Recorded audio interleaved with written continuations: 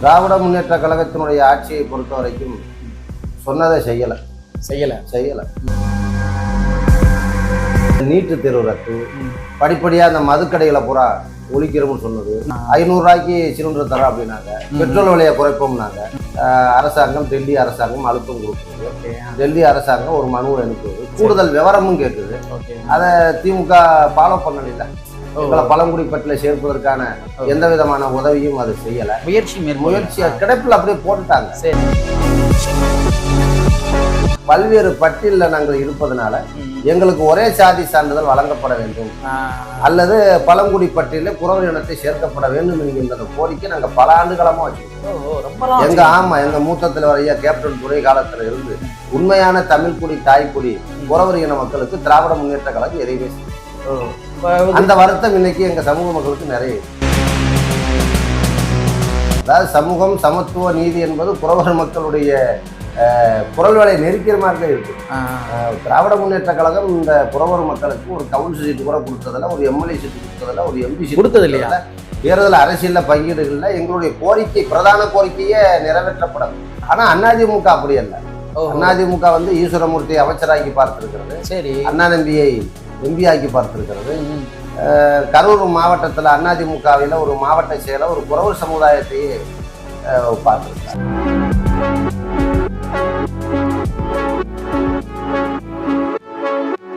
அறம் பார்வையாளர்கள் அனைவருக்கும் வணக்கம்.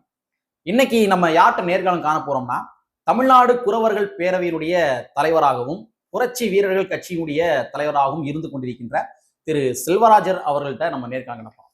சார் வணக்கம். சார் வணக்கம். நல்லா இருக்கீங்களா சார்?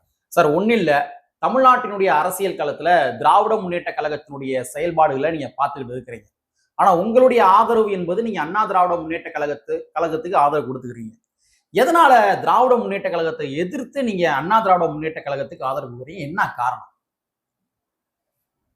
திராவிட முன்னேற்ற கழகத்தினுடைய ஆட்சியை பொறுத்த வரைக்கும் சொன்னதை செய்யல. ஒரு முக்கியமான ஒரு 545 555 தேர்தல் அறிக்கைகளை எல்லாம் அவர்கள் வெளியிட்டதற்கு பிறகு, ஆனால் முக்கியமான பல கோரிக்கைகள், முக்கியமான அறிக்கைகள், முக்கியமானத மக்களுக்கு செய்யல. குறிப்பா அந்த எய்ம்ஸ் மருத்துவமனை, இந்த நீட்டு தேர்வு ரத்து, படிப்படியா அந்த மதுக்கடைகளை பூரா ஒழிக்கிறோம்னு சொன்னது, இதெல்லாம் முக்கியமான பிரதான கோரிக்கை இல்லையா? இதெல்லாம் நேரடியா மக்களை பாதிக்கக்கூடிய ஒரு நிகழ்வு. 500 ரூபாய்க்கு சிலிண்டர் தரம்னு சொன்னது, கண்டிப்பா 500 ரூபாய்க்கு சிலிண்டர் தரோம் அப்படின்னாங்க. பெட்ரோல் விலையை குறைப்போம்னாங்க, டீசல் விலையை குறைப்போம்னாங்க. எதுவுமே இல்லையே, எதுவுமே செய்யல. அப்படி என்கின்ற பொழுது அதை நம்ம அது ஏற்றுக்கொள்ள முடியாத. ஆனா முதலமைச்சர் அவர்கள் போற இடங்கள்ல பிரச்சாரம் பண்றப்ப அவர் என்ன சொல்றாருன்னா, நாங்க 90% வாக்குறுதியை நிறைவேற்றிட்டோம் அப்படின்ற மாதிரி சொல்றாங்க. ஆனா இல்ல, அது ஒரு பொய்யான வாக்குறுதியாத்தான் நம்ம பார்க்க முடியும். இப்போ உங்களுடைய கட்சி சார்பா உங்களுக்கு ஏதாவது டிமாண்ட் இருந்து அந்த டிமாண்டை அவங்க சரிவர நிறைவேற்றி தரல, அதனாலதான் நாங்க அதிமுக ஆதரவு தெரிவிக்கிறோம் அப்படின்ற மாதிரி எதுவும் காரணங்கள் இருக்கின்றதா? இல்ல, அப்படி இல்லை. இது நாங்கள் டிசம்பர் 11 இதுல நம்ம இந்த புரட்சி வீரர்கள் கட்சியை நம்ம தொடங்கணும். ஆனா அதற்கு முன்னால தமிழ்நாடு குறவர்கள் பேரவை என்று சொல்லக்கூடிய ஒரு அமைப்பையும் நாங்கள் இரண்டையும் சேர்த்து தான் நான் வழிநடத்தி கொண்டிருக்கேன். அதுக்கு இதுக்கும் சம்பந்தம் இல்லை. இல்ல, உங்களுக்குன்னு ஒரு டிமாண்ட் இருக்கும், உங்களுடைய கட்சிக்குன்னு ஒரு டிமாண்ட் இருக்கும், உங்களுடைய மக்களுக்குன்னு ஒரு டிமாண்ட் இருக்கும். ஸோ இந்த டிமாண்டை அவங்க சரியா செஞ்சு தரல, அதனால நாங்க அதிமுக ஆதரவு தெரிவிக்கிறோம். அப்படி ஒரு பர்டிகுலரா திமுக ஒரு போதாமையில் இது இருக்கான்னு அது இருக்குல்ல. இப்ப தமிழ்நாடு குறவர்கள் பேரவை இப்ப நாங்க அமைப்பூச்சு நடத்திருக்கோம்னா, அதுக்கு முன்னால குறவர் சமூகத்துக்கு போன பல பிரச்சனைகள். ஓகே. குறிப்பா 2006 கலைஞர் ஆட்சியில உட்கார்றாரு. ஆட்சியில உட்கார்ந்ததுக்கு பிறகு பழங்குடி பட்டியலில் குறவர் இனத்தை சேர்க்கலாம் அப்படின்னு சொல்லி செய்திகள் வருகிறது. அரசாங்கம், டெல்லி அரசாங்கம் அழுத்தம் கொடுக்குறது. டெல்லி அரசாங்கம் ஒரு மனுவை அனுப்புவது, கூடுதல் விவரமும் கேட்குது. அதை திமுக ஃபாலோ பண்ணல. எங்களை பழங்குடி பட்டியலை சேர்ப்பதற்கான எந்த விதமான உதவியும் அதை செய்யல. முயற்சி கிடைப்பில் அப்படியே போட்டுட்டாங்க. சரி, கலைஞர் அதை செய்யல. திமுக குறவர் சமூகத்திற்கு கலைஞர் எதுவுமே செய்யல. அதனாலதான் நீங்க ஆமா எதுவுமே அவங்க செய்யறதுக்கான வாய்ப்புகள் இல்லை, செய்யல. சரி சரி. நம்ம பல அமைப்புகள்லாம் முன்னணி தலைவர்கள் நிறைய இருந்தாங்க. முன்னணி தலைவர்கள் நிறைய இருந்தாங்க, மூத்த தலைவர்கள் நிறைய இருந்தாங்க. திராவிட முன்னேற்ற கழகத்திற்கு அவ்வப்போது அழுத்தம் கொடுத்து கொண்டு இருந்தார்கள். ஆனால் அவர்கள் எதையுமே செய்யல.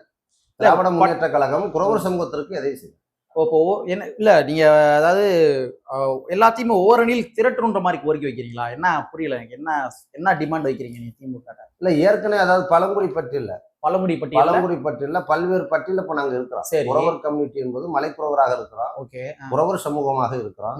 மலைக்குறவன் எஸ்டி, குறவர் எஸ்சி, ஓகே. வேடுவர், வேடன், சரி. டிஎன்சி குறவர். ஓகே. டிஎன்சி குறவர்லாம் அந்த 68 சமூகத்துல அது ஒரு 26 செதறி ஆமா சரி. பல்வேறு பட்டியல நாங்கள் இருப்பதனால எங்களுக்கு ஒரே சாதி சான்றிதழ் வழங்கப்பட வேண்டும் அல்லது பழங்குடி பட்டியல குறவர் இனத்தை சேர்க்கப்பட வேண்டும் என்கின்ற அந்த கோரிக்கை நாங்க பல ஆண்டுகாலமா வச்சுக்கிட்டோம். எங்க மூத்த தலைவர் ஐயா கேப்டன் துரை காலத்துல இருந்து அதை நாங்க காலங்காலமா வச்சுக்கிட்டு இருக்கோம். ஆனா திமுக அதை கண்டுகொள்ள கேட்கவே இல்லை. ஆமா கண்டுகொள்ளவே இல்லை. அது 2006 வந்ததோட சரி. அதற்கு பிறகு கூடுதல் தகவல்களை அங்க டெல்லி சர்க்கார் கேட்கின்ற பொழுது, மத்திய அரசு கேட்கிற பொழுது இவர்கள் அதை சரியாக இங்க இருக்கக்கூடிய திமுக அரசு அதை சரியாக குறவர் இன மக்களுக்கு செயல்படுத்தவே செய்யும். மாறாக அவர்கள் இன்னொரு சமூகத்திற்கு வீட்டுல போய் ரொட்டி சாப்பிடவும் இட்லி சாப்பிடவும் அந்த அந்த சமூகத்தோடு அவர்கள் நட்பு உரை வளர்த்து கொண்டார்களே தவிர உண்மையான தமிழ் குடி தாய்க்குடி குறவர் இன மக்களுக்கு திராவிட முன்னேற்ற கழகம் எதையுமே செய்யும். அந்த வருத்தம் இன்னைக்கு எங்க சமூக மக்களுக்கு நிறைய இருக்கு. அந்த காரணத்தினாலதான் நீங்க மெயினா கண்டிப்பா அந்த கருத்து அந்த குழப்பம் நிறைய இருக்கு, அந்த மன வருத்தங்கள் இருக்கு. நீங்க செதறி போய் கிடக்கிறதுனால இது திமுகவுக்கு எது ஒரு லாபங்கள் எதுவும் இருக்குமோ? நீங்க ஓரணியில் திரண்டு விடக்கூடாது, திரண்டுட்டீங்கன்னா எங்களை எதிர்த்து நீங்க கேள்வி கேட்பீங்க.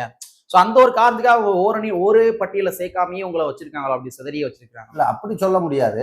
அதாவது நம்மளுடைய நிலைப்பாடு கவர்மெண்ட்டுக்கு இன்னும் உள்வாங்கல. அந்த புறவர் சமூகத்தினுடைய நிலை அடிப்படை பிரச்சனை என்னன்னு வர்க்கத்துக்கு தெரியல.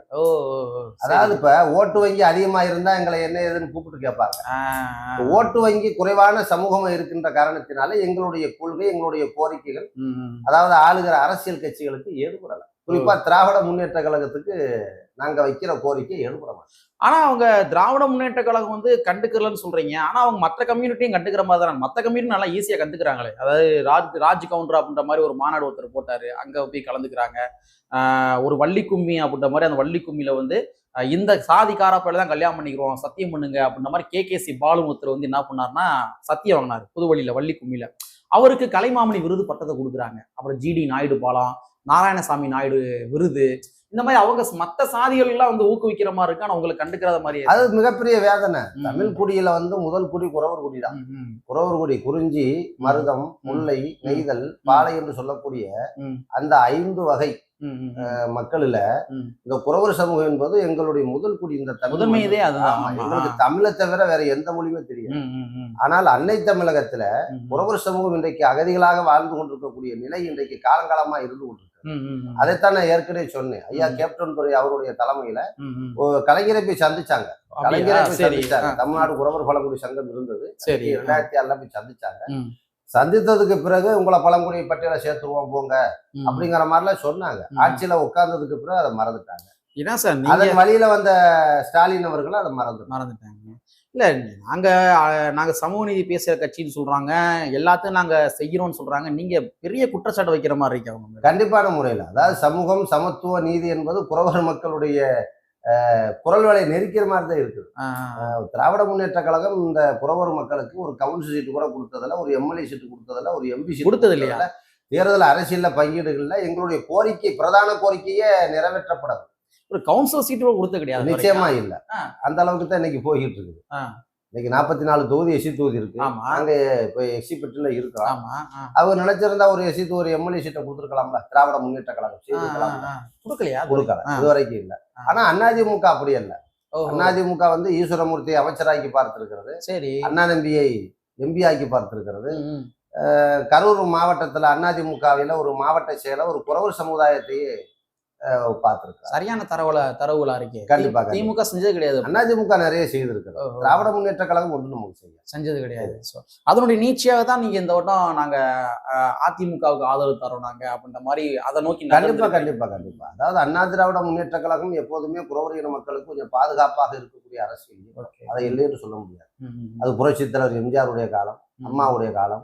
அதை தொடர்ந்து புரட்சி தமிழர் ஐயா எடப்பாடியார் அவர்கள் குறவர் சமூகத்திற்கு ஏதாவது செய்வார் என்ற அந்த நம்பிக்கையோடு இன்றைக்கு அதிமுக பிஜேபி கூட்டணியை நாங்கள் ஆதரிக்கிறோம். சரி, இப்ப நீங்க வந்து என்னென்ன கேக்குறீங்கன்னா, எஸ்சி குறவர்கள், டிஎன்சி குறவர்கள், அதே மாதிரி வேடுவர் சமுதாயம், இவங்க எல்லாத்தையுமே இந்த உட்பிரிவுகள் எல்லாத்தையுமே வந்து நீங்க மலைக்குறவர்களாக அறிவிக்கணும் அப்படின்ற மாதிரி ஒரு டிமாண்ட் வைக்கிறீங்க. ஸோ மலைக்குறவர்களாக அறிவிப்பதன் மூலமாக இதுல உங்களுக்கு என்ன பிளஸ் இருக்கு? நீங்க அந்த டிமாண்டை நோக்கி நகர்வதற்கான காரணங்கள் என்ன? இல்ல, அடிப்படையில் நாங்கள் குறவர் என்றாலே பழங்குடி தானே. இந்த பழங்குடி தன்மையை கொண்டவர்கள் நாங்கள். ஆகவே எங்களுடைய பிறப்பு என்பது அந்த பழங்குடி. ஆக நாங்க இன்னைக்கு பல்வேறு பட்டியல செதறி இருக்கிறோம். அதனால கல்வியில முன்னேற முடியல, பொருளாதாரத்துல முன்னேற முடியல, அரசியலில் முன்னேற முடியல. எங்களுக்கு இவ்வளவு பெரிய ஓட்டு வங்கிகள் இருக்கிறது என்பதை அரசியல் கட்சிகளுக்கு எடுத்து சொல்ல முடியும். யூனிட்டியா இருந்தா நம்ம சொல்லலாம். ஆமா, இப்ப ஒரே ஒரு பாதையில இருந்துட்டோம்னாத்தே எங்களுக்கு வலிமை தெரியும்ல. நாங்க செதறி கிடக்குறோம். அதனால இப்ப நாங்க என்ன சொல்றோம்னா, பொதுவாகவே மானுடைய ஆய்வுகள்லாம் அப்படித்தான் இருக்குது. எட்கர் தர்சன் இருந்து, ஜக்கா பார்த்தசாரதி அறிக்கையில இருந்து, அரசாங்கம் நியமிக்கப்பட்ட அந்த ஐஏஎஸ் குழுக்கள், இந்த அம்பாசங்கர் கமிஷன் போன்றதெல்லாம் அப்படித்தான் சொல்றாங்க. எல்லாருமே என்ன சொல்றாங்க, குறவர்கள் எல்லாமே ஒண்ணுதான், ஒரே குறவர் தான். இந்த ஒரே குறவர்களை அரசாங்கம் பல வகையாக பல்வேறு பட்டியல வைத்து இந்த சமூகத்தை சிதறடித்திருக்கிறது என்கின்ற குற்றச்சாட்டு இன்றைக்கும் இருக்கிறது. இப்ப கூட நாங்க கோரிக்கை வைக்கிறோம். பழங்குடிங்கிறது மலைக்குறவன் ஏற்கனவே இருக்கு. ஆகவே தமிழ்நாடு அரசாங்கம் நினைத்தால் குறவர்ல எஸ்சி பெற்றில் இருக்கக்கூடிய குறவர், டிஎன்சி பெற்றில் இருக்கக்கூடிய குறவர்ஸ், அதுல ஒரு 68, 26, 27 ஜாதி இருக்கிறாங்க டிஎன்சி பெற்றில மட்டும். அப்படியா? வேடுவர் கம்யூனிட்டி இருக்கு. இதெல்லாம் எல்லாத்தையுமே இன்னைக்கு தமிழ்நாடு கவர்மெண்ட் நினைச்சா எல்லாத்துக்குமே மலைக்குறவன் ஜாதி சான்றிதழ் கொடுத்து விட்டு எங்களுக்கு வாழ்வாதாரத்தை தரோம். மலைக்குறவன் ஜாதி சான்றிதழை கொடுத்து விட்டு பழங்குடி ஆக்கி மலைக்குறவன் ஏற்கனவே பழங்குடி இருக்கிறோம், மலைக்குறவர் சாதி சான்றிதழை கொடுத்து விட்டால் எங்களுடைய பிரச்சனையே குறைஞ்சிடும். ஓரணியில் திரண்ட மாதிரி இருக்கும். கண்டிப்பா அனைத்து மக்களையுமே ஓரணியில் திரட்டி அரசியல் அதிகாரமா இருந்தாலும் சரி, மக்கள் வலிமையா இருந்தாலும் சரி, நம்ம காட்ட முடியும். கண்டிப்பா அந்த ஒரு வாய்ப்புகள் இருக்கு. ஆனா அதை செய்ய மாட்டாங்க, கவர்மெண்ட் செய்ய மாட்டாங்க. திராவிட முன்னேற்ற திமுக செய்ய மாட்டாங்க, ஆனா அதிமுக செய்யறாங்க. என்ன காரணம்? ஏன் இந்த ஒரு பார்ஷியாலிட்டி நினைக்கிறீங்க? இல்ல, அதிமுக வந்து எம்எல்ஏ பதவி கொடுத்திருக்கான்றீங்க, அமைச்சர் பதவி கொடுத்திருக்காங்கன்றீங்க, ஆனா திமுக அந்த மாதிரி இல்லைன்றீங்களே. என்ன காரணம்? திமுக சமூகம் சொல்ற கட்சி வந்து இந்த அளவுக்கு வந்து ஒரு பார்ஷியாலிட்டி பாக்குறதுல என்ன காரணமா இருக்கும்? இல்ல, அண்ணா திராவிட முன்னேற்ற கழகம் வந்து அண்ணா காலத்துல இருந்த வறியவர்களுக்கும் எளிய மக்களுக்கும் வாய்ப்புகள் கொடுக்கக்கூடிய கட்சி. அதிமுக என்பது வாய்ப்புகளின் தாயகம். இங்க சைக்கிள் விட்டு சட்டமன்றத்துக்கு போகலாம், படிக்காதவன் பாராளுமன்றத்துக்கு போகலாம் அதிமுக. திமுகவில் அப்படி இல்லை, எனக்கு தெரிந்த வரைக்கும். ஆனால் அதிமுக அந்த மாதிரி வாய்ப்பு, அந்த அடிப்படையில தான் எங்களை போன்ற எளிய சமுதாயத்துக்கெல்லாம் அதிமுக பல வாய்ப்புகளை கொடுக்கும். இந்த 2026 தேர்தலில் வந்து இதனுடைய முடிவுகள் என்னவாகும்னு நினைக்கிறேன். ஏன்னா விஜய் அப்படின்ற மாதிரி ஒரு ஃபேக்டர் உள்ள வந்திருக்கிறாரு. ஸோ விஜயின் உள்ள ஃபேக்டர் வந்தது மூலமா விஜய் பிரிக்க போற ஓட்டுகள் எல்லாமே யாருடைய ஓட்டுனா அது திமுகவுடைய ஓட்டு தான். திமுக கூட்டணி கட்சியுடைய ஓட்டு என்பதனை விட திமுக ஓட்டு தான் பெரும்பாலும் பாதிக்கப்படுறாரு. அப்ப இந்த 2026 தேர்தல் யாருக்கு சாதகமாக நினைக்கிறீங்க? அதிமுக சாதகமா இருக்குமா, இல்ல வந்து திமுக சாதகமா இருக்குமா, இல்ல விஜய்க்கு சாதகமா இருக்குமா? இல்ல, அண்ணா திராவிட முன்னேற்ற கழகம் பாரதிய ஜனதாவுடைய வெற்றிக்கு ஒரு நல்ல அறிகுறி தெரியும்.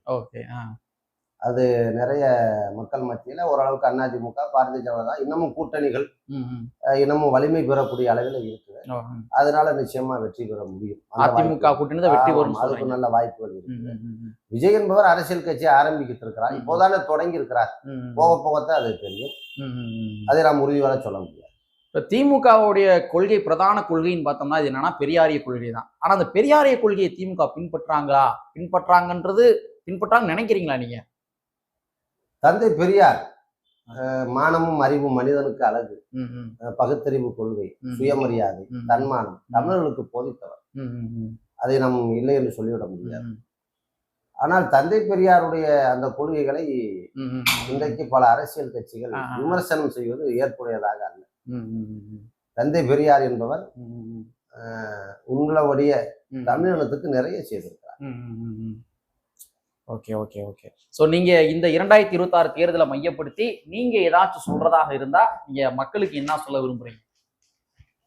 2026 அமைய போகின்ற அந்த ஆட்சி என்பது மதத்திற்கும் சாதிக்கும் அப்பாற்பட்ட ஒரு இயக்கமாக, ஒரு நல்ல ஒரு ஆட்சியாக தமிழகம் இந்த தேர்தலை சந்திக்க வேண்டும். மதச்சாயம் இருக்கக்கூடாது, சாதி சாயம் இருக்கக்கூடாது.